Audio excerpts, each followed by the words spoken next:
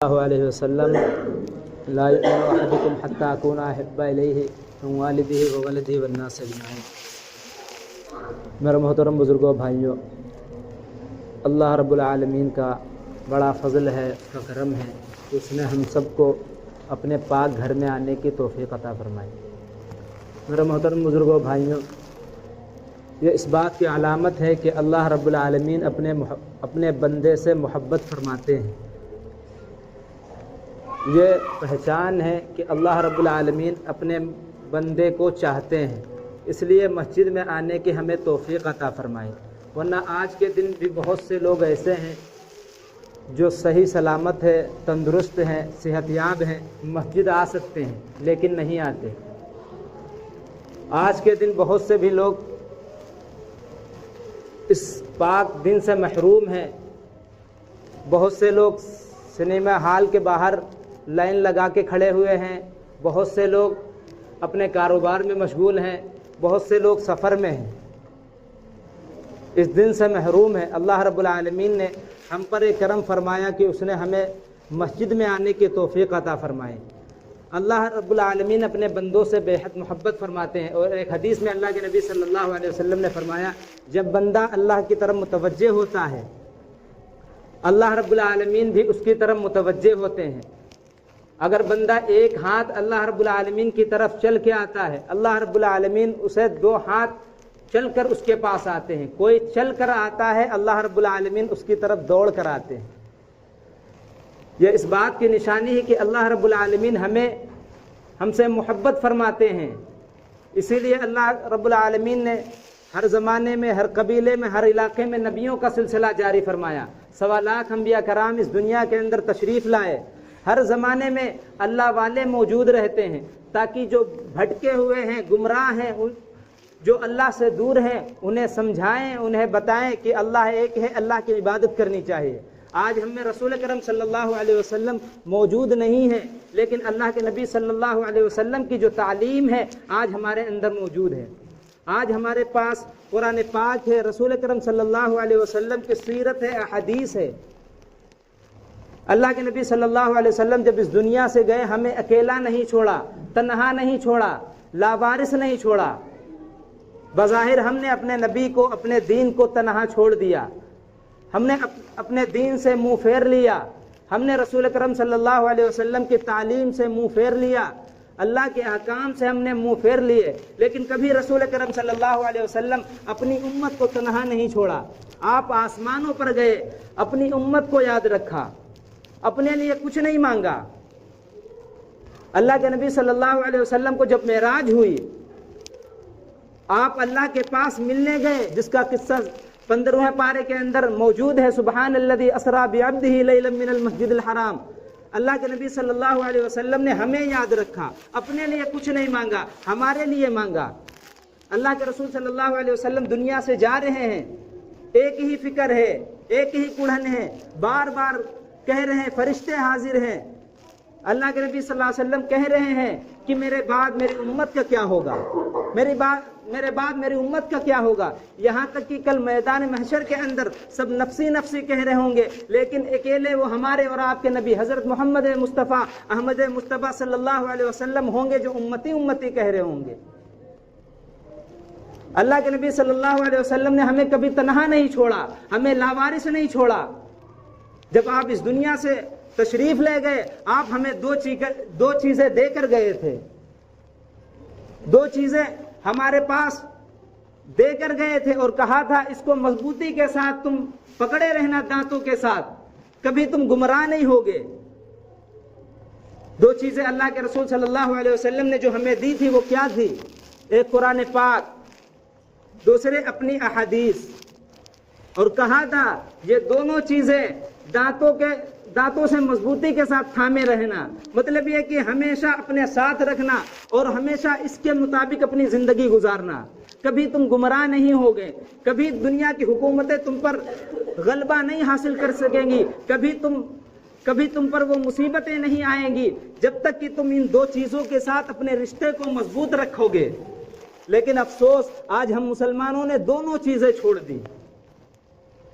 हम में से कितने लोग हैं जिन्हें कुरान पढ़ना आता है, ہم نے تو یہ سمجھا انگریزی پڑھنا ضروری ہے، ہم نے تو یہ سمجھا انگریزی پڑھ لیں گے ہمیں ترقی مل جائے گی، لیکن تمہیں یہ پتا نہیں عربی پڑھو گے جنت چلے جاؤ گے۔ تمہیں عربی اگر سیکھنی پڑے، یہ تمہارے دل کے اندر نہیں، عربی سیکھنے سے ہم جنت کے اندر چلے جائیں گے، اللہ کے رسول صلی اللہ علیہ وسلم کی وہ سنت پوری ہو جائے گی۔ لیکن ہمیں یہ سمجھایا گیا انگریزی پڑھنا یہ کامیابی کی ضمانت ہے، عربی تو مولوی پڑھتے ہیں، عربی تو ان پرانے لوگوں کا کام ہے۔ اللہ کے نبی صلی اللہ علیہ وسلم بڑے پیار سے ہمیں قرآن دے کر گئے تھے، احادیث دے کر گئے تھے، اور کہا تھا میری امت کبھی ان کو نہ چھوڑنا۔ آج ہم میں سے بہت سے لوگ ہیں جنہیں قرآن پڑھنا نہیں آتا۔ کیا ضروری نہیں ہے قرآن پڑھنا؟ قرآن کس کے لیے ہے؟ امت مسلمہ کے لیے ہے، مسلمانوں کے لیے ہے۔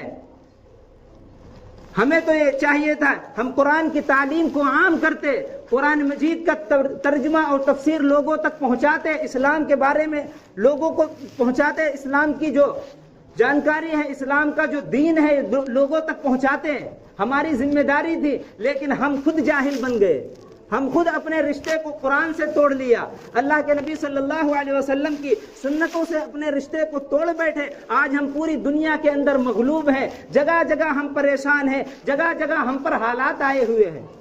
اگر ہم اس حدیث پر غور کرتے جو اللہ کے رسول صلی اللہ علیہ وسلم نے فرمائی تھی کہ کبھی تم گمراہ نہیں ہوں گے جب تک کہ دو چیزوں کو مضبوطی کے ساتھ پکڑے رہو گے، دونوں چیزیں ہم نے چھوڑ دی۔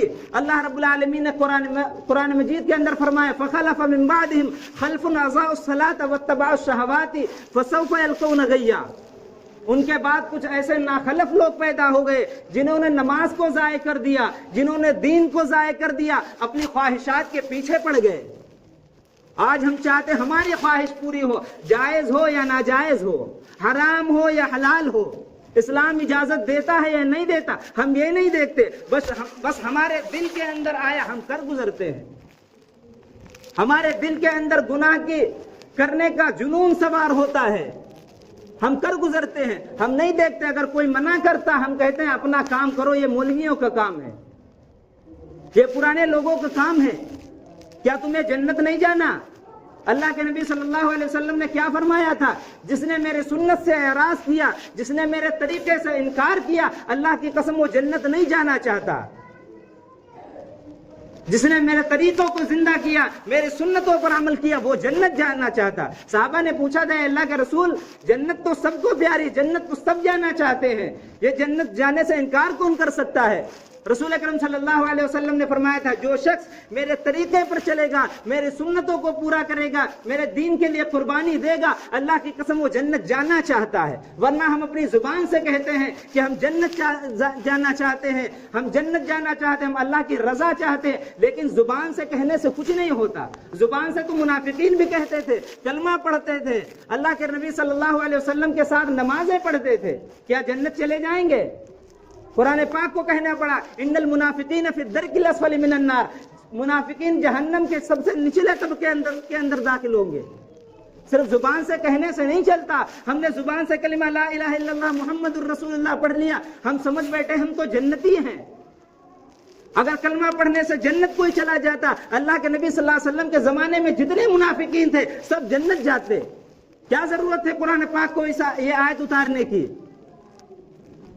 قرآن پاک کے اندر یہ آیت موجود ہے، اور قرآن پاک ایک قیامت تک کے لیے آنے والے انسانوں کے لیے ہدایت ہے۔ قرآن پاک کے اندر یہ آیت موجود ہے۔ اللہ کے نبی صلی اللہ علیہ وسلم کے زمانے میں منافقین نماز پڑھتے تھے، ہماری طرح وہ بھی دعویٰ کرتے تھے۔ ہم جیسے کہتے ہیں ہم رسول اکرم صلی اللہ علیہ وسلم کو مانتے ہیں، اور ہماری زندگیوں کے اندر دیکھو ایک بھی اللہ کے نبی صلی اللہ علیہ وسلم کا طریقہ موجود نہیں۔ مسجدیں خالی ہیں، مسجدیں شکوہ کر رہی ہیں، بازار بھرے پڑے ہیں، دکانیں آباد ہیں، گھر آباد ہیں، مسجدیں ویران ہیں۔ صرف کہنے سے اگر جنت مل جاتی، اللہ کے نبی صلی اللہ علیہ وسلم کے زمانے میں صحابہ کو گردنیں کٹانے نہ پڑتی۔ ہم نے اسلام کو ایک مذاق بنا دیا، ہم نے اسلام کو ایک سکون کا نام دے دیا۔ کون سا سکون؟ ہم آرام کر رہے ہیں، ہم اپنے بچوں کے سامنے کون سا اسلام پیش کر رہے ہیں؟ جب وہ ہمیں دیکھیں گے نمازیں نہیں پڑھتے، وہ کل نماز پڑھیں گے. وہ دیکھتے ہیں ابا روزہ نہیں رکھتے، وہ روزہ رکھیں گے. وہ سمجھتے ہیں ابا مسجدوں کو نہیں جاتے، وہ جائیں گے. جب ہم نہیں جائیں گے ہماری اولادیں مسجد نہیں آئیں گی، اور جب مسجد نہیں آئیں گی تو اللہ کی قسم اللہ کی مدد کوئی نہیں آئے گی. چاہے جتنا مسلمان پریشان ہو جائے، اللہ کی قسم مسجدیں نہیں، جب تک مسجدیں آباد نہیں ہوگی اللہ کی مدد نہیں آئے گی. ہم سمجھتے ہیں اللہ کی مدد آ جائے، لیکن اللہ کے نبی صلی اللہ علیہ وسلم نے فرمایا تھا اگر گناہ عام ہو جائے تو انتظار کرنا اللہ کے عذاب کا. ہم انتظار کر رہے ہیں مدد کا، ہم انتظار کر رہے ہیں فرشتے آسمان سے اتریں گے. اللہ کے نبی صلی اللہ علیہ وسلم نے فرمایا تھا جب گناہ عام ہو جائے انتظار کرنا اللہ کی پکڑ کا اور اللہ کے عذاب کا. کہیں پتھر برس نہ جائیں، کہیں انسانوں کی شکلیں بندروں سے نہ مل جائیں. یہ اللہ کے رسول صلی اللہ علیہ وسلم نے فرمایا تھا. ہم کہتے ہیں کہ حالات بدلیں گے، اللہ کی قسم جب ہم بدلیں گے تب حالات بدلیں گے. اگر ہم نہیں بدلے اللہ کی قسم یہ حالات نہیں بدلیں گے. ہم مسجدوں کو آباد کریں، قرآن کی تعلیم کو عام کریں، قرآن کے مطابق زندگی گزاریں، اپنی مسجدوں کو آباد کریں، آباد کرنے کی کوشش کریں، دین کی محنت کریں. ہم کہتے ہیں دین کی محنت کے لیے ہمارے پاس وقت نہیں ہے، فرصت نہیں ہے. کاروبار کے لیے فرصت، دکانداری کے لیے فرصت، شادی بیاہ میں جانے کے لیے فرصت، موبائل دیکھنے کے لیے فرصت، 2 گھنٹے 2 بجے رات تک جاگنے کے لیے فرصت، اور مسجد میں آنے کے لیے 2 رکعت میں فرصت نہیں ہے. آئے ہیں ابھی 2 رکعت نماز پڑھنے کے لیے، پھر چلے جائیں گے، فرصت نہیں. کہاں نماز پڑھو گے؟ ہم آئے ہیں اللہ کو راضی کرنے کے لیے، اور اس حال میں مسجد سے واپس جائیں گے اللہ ناراض ہوں گے، اس لیے کہ ہم نے پوری نمازیں نہیں پڑھی.